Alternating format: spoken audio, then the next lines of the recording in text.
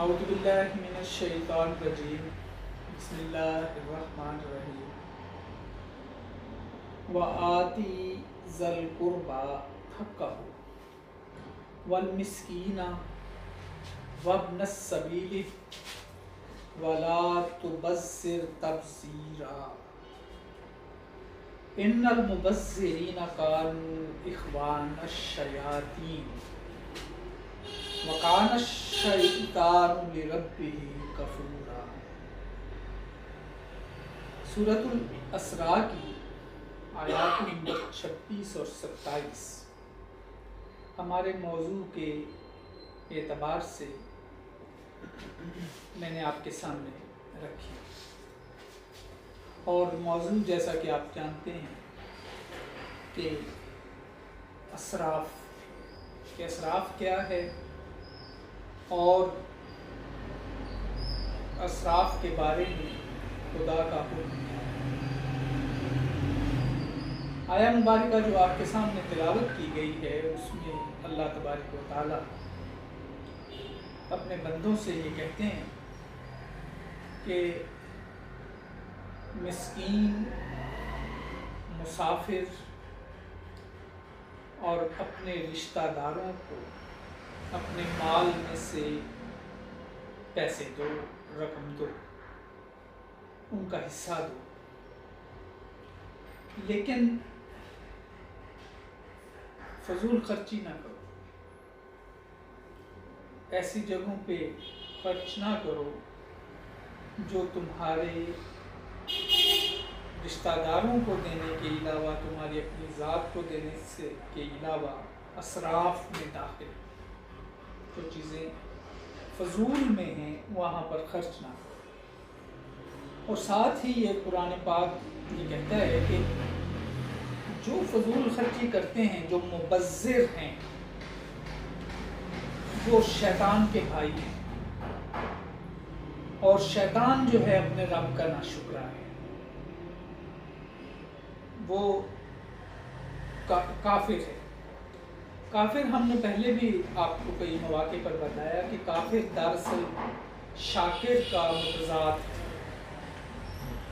یعنی کفر شکر کا متضاد ہے، اور شکر یہ ہے کہ اللہ کی دی ہوئی نعمت کو جہاں اللہ نے کہا ہے یا جو اس نعمت کا جائز استعمال ہے، اس جگہ اس نعمت کو استعمال کرنا، تو یہ ہے شکر۔ کہ اگر میں آنکھ کا شکر ادا کرتا ہوں تو وہ یہ ہے کہ میری آنکھ بے حیائی کے ساتھ نہ اٹھے، کیونکہ بے حیائی سے اللہ نے منع ہے۔ میری آنکھ انسانیت کی بربادی کے لیے کرنے والے کام نہ کرے، اور میری آنکھ اللہ کے حکم کے مطابق کتابیں پڑھنے میں، لوگوں کے بھلے کے کام کرنے میں صرف ہو۔ تو میں نے آنکھ کا صحیح استعمال کیا تو میری آنکھ نے شکر ادا، اور جب میری آنکھ اللہ کے حکم کے مطابق کام نہیں کرتی تو میری آنکھ نے کفر کیا، یہ میری آنکھ کا کفر ہو۔ اگر میرے ہاتھ اسی طرح اللہ کے حکم کے مطابق نہیں چلتے تو میرے ہاتھوں نے اللہ کا کفر کیا۔ تو قرآن یہ کہتا ہے کہ اپنے قریبی رشتہ داروں کو دو۔ اب قربا میں سارے شامل ہو گئے۔ اپنا مال کہاں خرچ کرنا ہے؟ اپنے ماں باپ کو، اپنی بیوی کو، اپنے بچوں کو، اپنے رشتہ داروں کو، اپنے ہمسایوں کو، اپنے معاشرے کو، یوں ترتیب جس طرح میں نے آپ کو بتائی ہے، تو ان کو دو اپنے مال۔ پھر یہ ہے مسکینوں کو دو اور مسافروں کو۔ تو ایسی جگہوں پر خرچ نہ کرو جہاں یہ تمہارے لیے نمود و نمائش کا باعث ہوں، جہاں یہ تمہارے تکبر کا باعث ہوں، جہاں تمہارا دیا ہوا مال لوگوں کے لیے اذیت کا باعث بنے، جہاں جب تم خرچ کرو تو غریب کہے کہ ہائے میرے پاس اتنے پیسے ہوتے تو میں بھی کرتا، اور اسے تکلیف ہو۔ بے جا نمود و نمائش سے گریز کرو، اور جو پھر ساتھ یہ کہا کہ جو ایسا کرتا ہے مبذر جو ہے وہ شیطان کا بھائی، اور شیطان تو ناشکرا ہے۔ تو اگر شکر گزار بننا ہے، اگر کافر نہیں بننا، تو پھر مبذر نہ بنو۔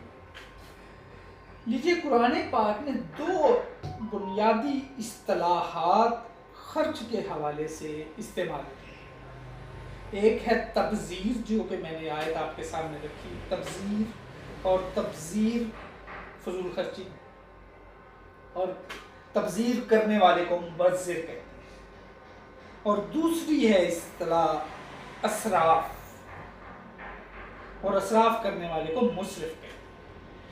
تو قرآن پاک کی وہ تمام آیات ابھی ہم آپ کے سامنے رکھیں کہ جہاں مبذر اور مسرف کے بارے میں قرآن نے بات کی ہے۔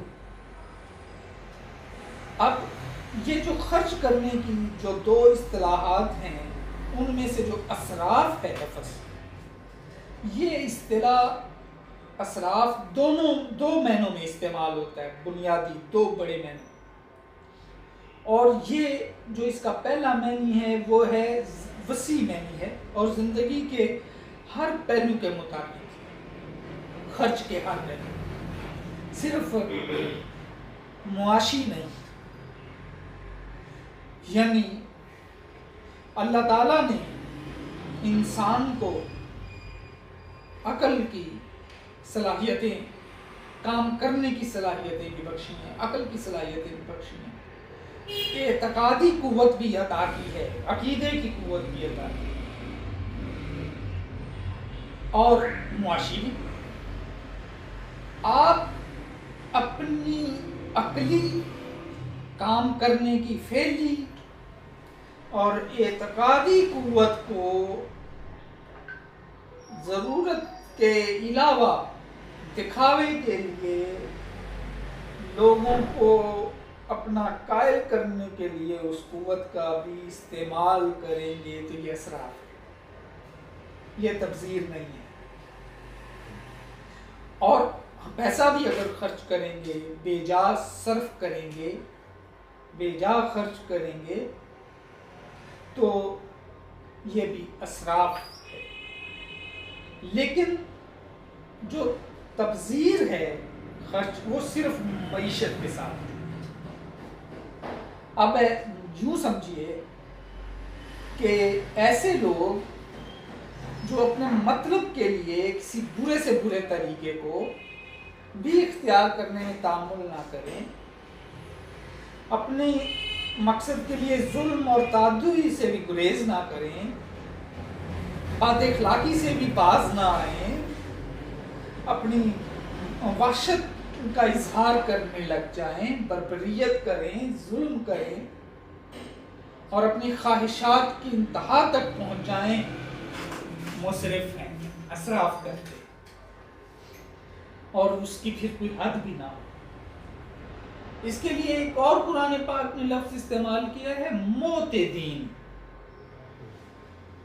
حدوں کو چھونے والا۔ اب اسراف اپنی صلاحیتوں کی استعمال کے لیے مخصوص ہے، معتد جو لفظ ہے اس کے بارے میں آئندہ ایک کسی لیکچر میں معتدین کے بارے میں بات کریں گے، جو حدوں سے آگے نکل جاتے ہیں، جنہیں ہم انتہا پسند کہتے ہیں، جن کے جو حدود کے اندر نہیں رہتے، وہ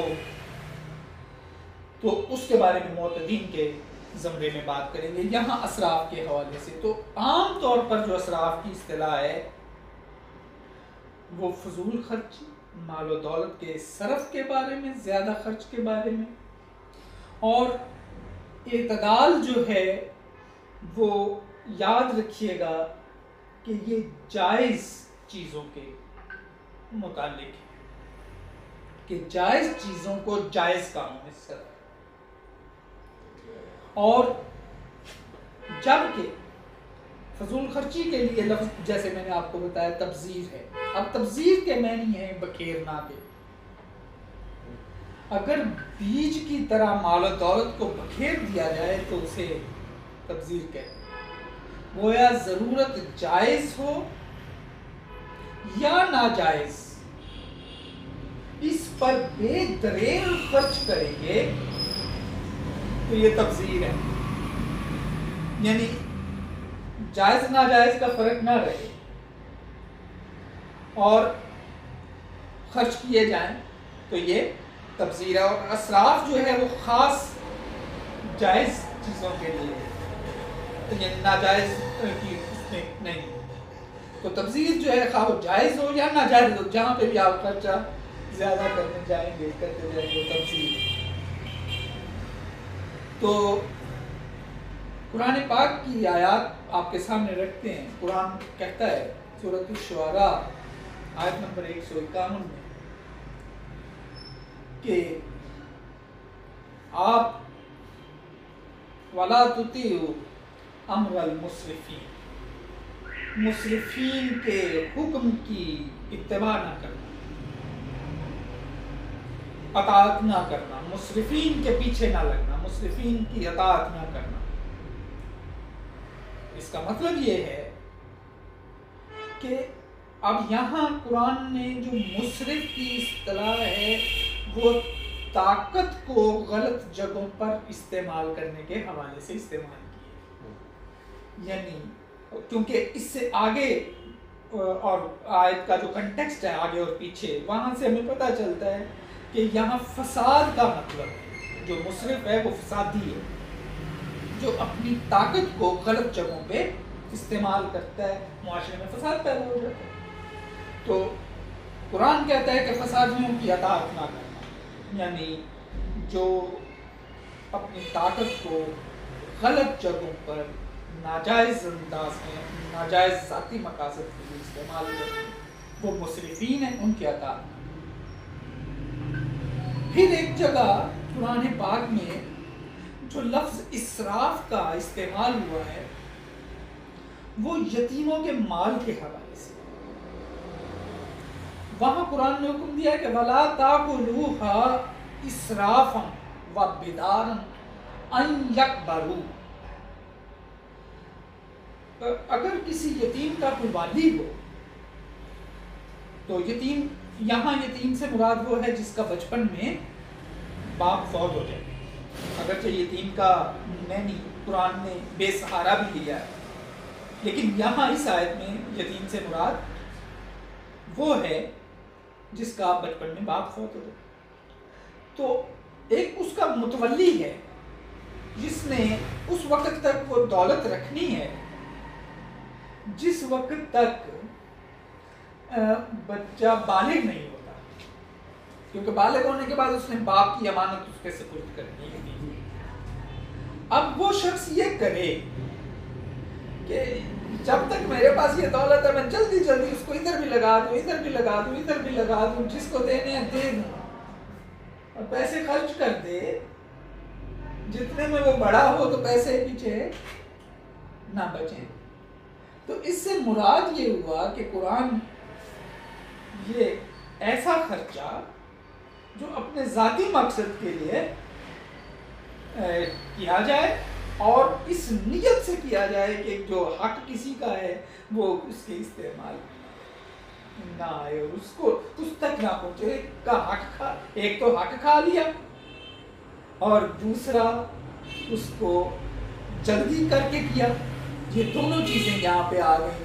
ایسی جگہوں پر اڑائے گا، ظاہر ہے مال مفت دل بے رحم تو اڑائے گا، فضول خرچی کرے گا. تو یہ اسراف کا لفظ جو ہے یہاں ہمیں اس کی وضاحت ہوتی ہے.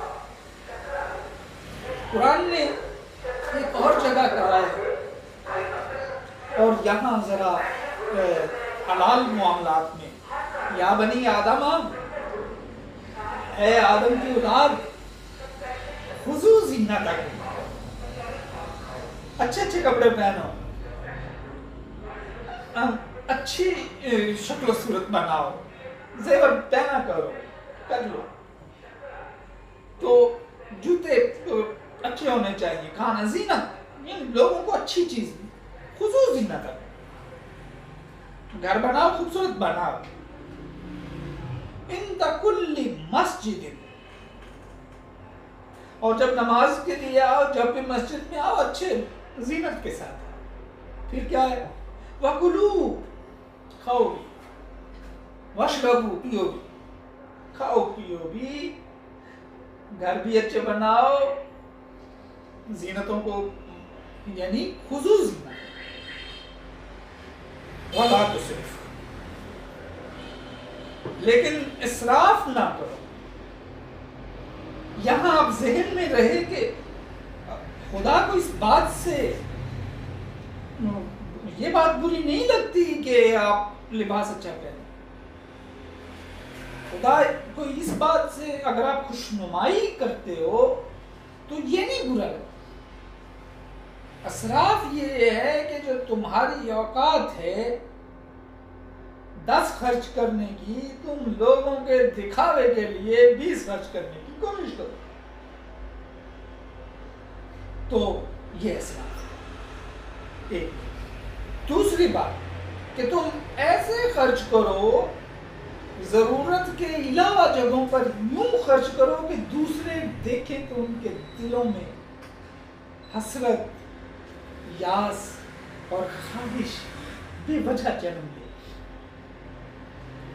یہ باتیں نہ کرو، بے وجہ نمود و نمائش سے نہ کرو، کھاؤ پیو لیکن اسراف نہ کرو۔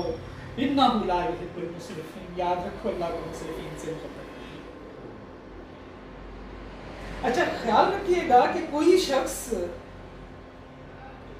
کوئی بھی جتنا بھی مہنگا کپڑا پہنے اس پر آپ قانون نہیں بنا سکتے، لہذا شریعت کا کوئی قانون نہیں ہے کہ آپ نہ، اللہ نے آپ کے لیے کپڑے نہ پہنو، قیمتی کپڑے نہ پہنو، آپ قیمتی گھر نہ بناؤ، قانون نہیں ہے، لیکن اللہ نے یہ کہا ہے کہ دیکھو میری بات سنو، اگر تم ایسا کرو گے نا تو میں تم سے محبت کروں گا۔ یعنی آپ کو ترغیب دی ہے کہ اگر اللہ کے محبوب بندے بننا ہے، جو اللہ کے محبوب بندے ہیں وہ اسراف نہیں کرتے۔ اور وہ اچھا ایک اور بات، جو اسراف ہے اس میں ساتھ خدا نے یہ بتا دیا کہ کرنا کیا ہے، مسجدوں پہ لگاؤ نا، کھاؤ پیو نا، اپنے پہ کھانا پینا کرو، پیار ہے، لیکن دکھاوا کرو گے تو پھر بری بات۔ پھر ایک اور جگہ اسی انداز کو، اسی بات کو سورۃ الشعراء جو قرآن پاک کی 26ویں سورت ہے اس کی آیت نمبر 128 سے 29 میں، اور اس میں جو عمارتوں کا بنانا ہے وہ یہ ہے کہ کیا بناتے ہو تم، اَتَبْنُونَ بِكُلِّ ذِین آیَةً تَبْتَغُونَ، کہ کیا تم جو بھی اونچی جگہ دیکھتے ہو وہاں اپنی نشانیاں بناتے ہو، کھیل کرتے ہو، اور وَتَتَّخِذُونَ مَصَانِعَ لَعَلَّكُمْ تَخْلُدُونَ، اور پھر وہاں کاریگریاں دکھاتے ہو کہ یہ عالیشان مکانات یا عالیشان عمارتیں باقی رہیں گی اور اس میں ہم ہمیشہ رہیں گے۔ اب سامعین یہاں یہ نقطہ ذہن میں رہے کہ اللہ تعالیٰ عمارتوں کے بنانے کو ناپسند نہیں کرتا، ناپسندیدگی یہ ہے کہ ایک شہر میں 1 کروڑ انسان بے گھر ہوں اور آپ تاج محل بنا رہے ہو، تو یہ کیا ہے؟ یہ اسراف۔ اگر آپ ان کو گھر بنا کے دے رہے ہیں اور پھر بھی آپ کے پاس بچتا ہے تو بنائیے ہمارے لوگوں کے فائدے، لیکن اس لیے کہ میرے ہمارے لوگ دیکھیں گے اور باقی لوگ اس موقع پہ بے گھر اور بے خانہ ہوں تو ان کے لیے یہ اسراف ہے۔ اور پھر سورۃ الاسراء میں جو میں نے پہلے آپ کے سامنے آیت مبارکہ تلاوت کی تھی، سورہ اسراء کی جو قرآن پاک کی سورہ 17ویں سورت ہے 17، اس کی آیات 25 اور 26 میں اسی آیت کی جھلکی ہے دوبارہ کہ وَآتِ ذَا الْقُرْبَى حَقَّهُ۔ اچھا یہاں لفظ حقہ کہ جو ان کا حق ہے، رشتہ داروں کو حق دینے کے بعد خرچ کر لو کوئی بات نہیں، لیکن بہن کا حق کھاتے ہو، بیٹیوں کے حق کھاتے ہو، بھائی کا حق سلب کرتے ہو، بیٹے کی تعلیم پہ لگاتے نہیں ہو، اور مسکین اور ابن سبیل ان کے حق ہیں وہ پورے نہیں کرتے ہو، رفاہی ادارے طلب کرتے رہتے ہیں، مانگتے رہتے ہیں، دیتے نہیں ہو۔ حق پہ خرچ کرو، وَلَا تُبَذِّرْ تَبْذِيرًا، تو فضول خرچی نہ کرو، فضول جگہوں پہ خرچ نہ کرو، ان جگہوں پہ خرچ کرو۔ پھر اور پیچھے تھا کہ ہم نے کئی بستیاں، قرآن پاک کی آیت میں ایک تسلسل چلتا ہے کہ ہم نے کئی بستیاں ہلاک کی، اور ان بستیوں کو ہلاک کیا ان میں اہل عقل کے لیے نشانی۔ پھر آیت ہے کہ وَكَذَلِكَ نَجْزِي مَنْ أَسْرَفَ، دیکھو یہ جو بستیاں تباہ ہوتی ہیں یہ بدلہ ہے ان لوگوں کا جب وہ اسراف کرتے ہیں، اور اسراف کرنے والوں کو اس دنیا میں بستیاں ہلاک کر دی جاتی ہیں، اور وَلَعَذَابُ الْآخِرَةِ أَشَدُّ وَأَبْقَىٰ، جو آخرت کا عذاب ہے وہ شدید بھی اور باقی بھی ہے، بعد والا۔ یہ دنیا میں تو بستیاں ہلاک ہوں گی لیکن آخرت کا عذاب الگ ہے۔